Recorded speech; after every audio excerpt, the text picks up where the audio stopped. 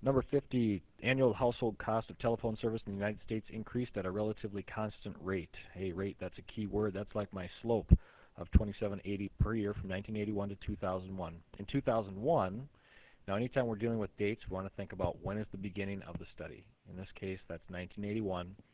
The beginning we always treat as year zero. Okay, that's when we start.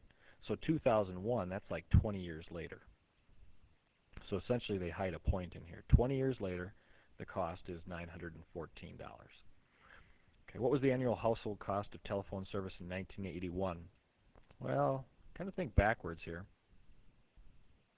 If it's $914 in 2001, if we work back 20 years to 1981, and each year it went up by $27.80, what happens if we take $914 minus the $27.80 times 20 years, and we end up getting $358. So that would be your service cost in $358. Now that's one way to think about it. Here's another way to think about it.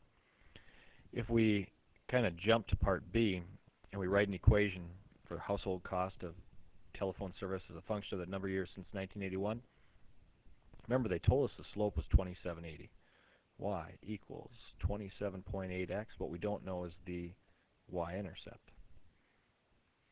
But we do know a point. They told us 20 years later it was $914. It's like an xy point. So if you substitute 914 for y and 20 for x, we can figure out the y-intercept. 914 equals 27.8 times 20 ends up being $556. So what do you have to add for the y-intercept to make this true? Well, if you subtract 556 from both sides, you get a y-intercept of 358, the same thing as you had there. Your y-intercept is like your beginning value.